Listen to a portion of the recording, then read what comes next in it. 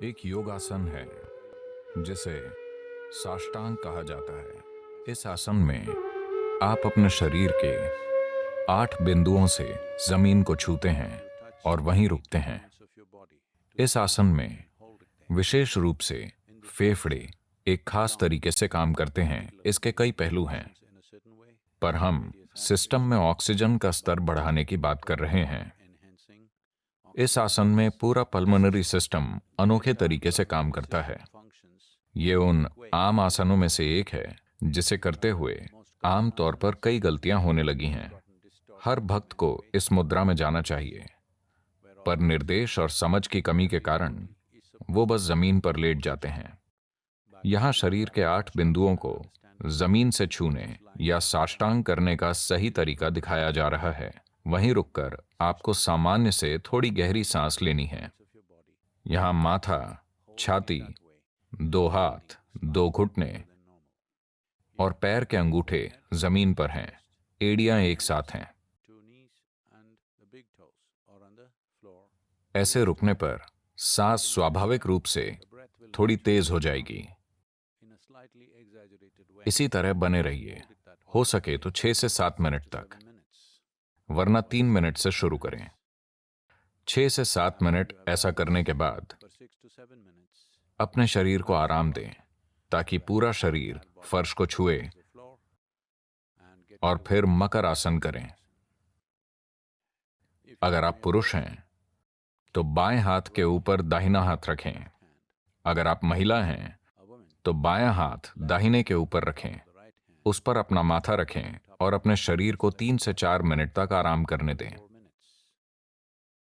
और फिर अपने दाहिने पैर को ऐसे घुमाएं कि जांघ शरीर के साथ 90 डिग्री का कोण बनाए और घुटने से नीचे का हिस्सा भी आपके पैर के जांघ वाले हिस्से के साथ 90 डिग्री का कोण बनाए और अपना सिर दाईं ओर मोड़ें।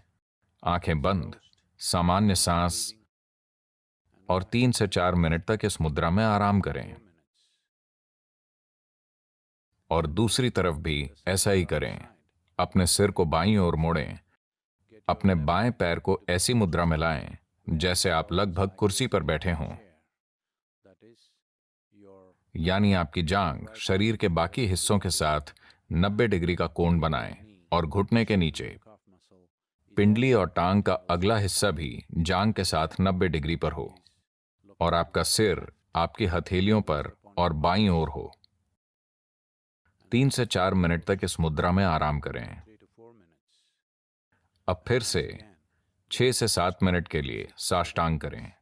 आप एक बार में ऐसे 3 चक्र कर सकते हैं और आप इसे दिन में 4 से 5 बार कर सकते हैं, खासकर क्योंकि आप में से अधिकांश लोग अभी मास्क पहने हुए हैं, तो इन्फेक्शन के बिना भी ऑक्सीजन की कमी का खतरा है।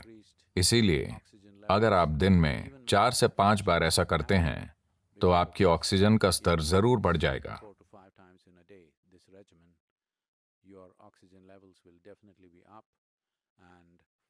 और इसके बाद सिम्हा क्रिया करें ताकि आप रोगों से बेहतर लड़ पाएं। आज काफी चिकित्सा सबूत हैं जिनसे पता चलता है कि ये वाकई कारगर है।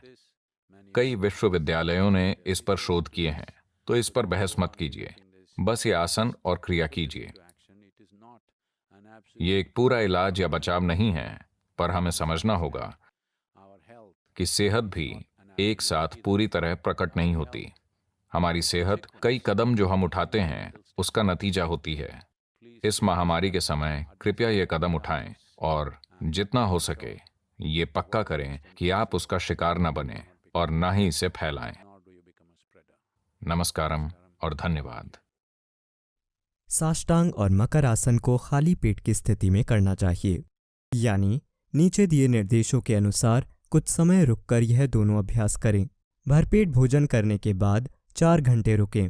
फल या कुछ बिस्किट जैसा नाश्ता करने के बाद 2.5 घंटे रुकें। चाय या कॉफ़ी जैसा कुछ पीने के बाद 1.5 घंटे रुकें। पानी पिया जा सकता है। गर्भवती महिलाओं को साष्टांग या मकर आसन नहीं करना चाहिए, हालांकि वे सिंह क्रिया कर सकती हैं। सिंह क्रिया।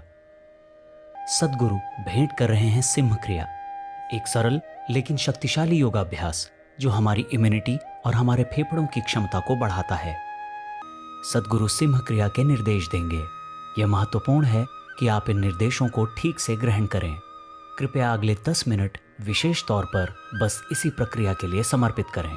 कृपया वीडियो देखते समय अभ्यास को करने की कोशिश न करें।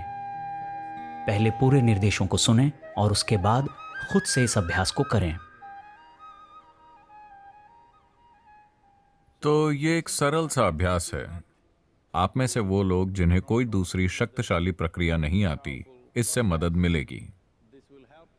एक बात तो ये है कि ये आपके फेफड़ों की क्षमता को बढ़ाएगा। दूसरी बात ये है कि आपकी इम्यूनिटी को बेहतर करेगा।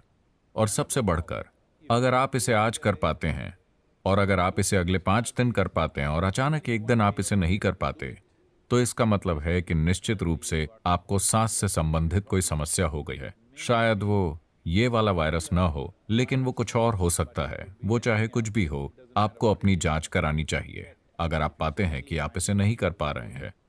इसमें यह शामिल है कि आपको अपनी जीभ को पूरी तरह से बाहर स्ट्रेच करना है, अपने मुंह को पूरी तरह से खुला रखते हुए, और फिर जितनी ताकत के साथ हो सके सांस अंदर लें और बाहर छोड़ें, पेट को झटका दिए बिना, लेकिन ताकत के साथ अंदर लेना है और बाहर छोड़ना है। सांस अंदर भी और बाहर भी 21 बार। और जब ये हो जाए, आप अपनी जीभ को ऊपर की ओर घुमा लें। इसे उतना पीछे ले जाएं जितना आप ले जा सकें। हाथों का इस्तेमाल ना करें, यह हाथों का इस्तेमाल करने के लिए अच्छा समय नहीं है। तो अपनी जीभ को पूरी तरह से घुमा लें, यह खुद से जितनी ज्यादा से ज्यादा पीछे जा सके, इस तरह से। और अपना मुंह खुला रखते हुए फिर से उसी तरह सांस लीजिए। सांस अंदर, सांस बाहर, जितनी हो सके उतनी ताकत से, लेकिन अपने गले में दबाव पैदा करके आपको इस तरह से आवाज निकालनी होगी।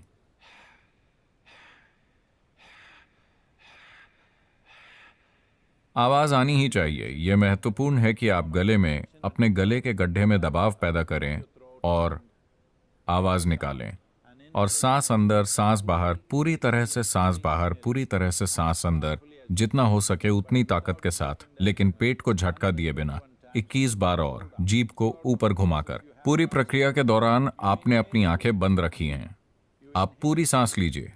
आप पूरी सांस लीजिए और सांस को रोककर बस यूं ही बैठिए 1 मिनट के लिए। अगर आपकी उम्र ज्यादा है या आपको सांस लेने में दिक्कत है, तो कम से कम 30 सेकंड के लिए। अगर आप 1 मिनट के लिए नहीं कर पा रहे हैं, तो कम से कम आप 30 सेकंड के लिए वहां रुकिए। जिस दिन आप इसे न कर पाएं, तो आपको समझ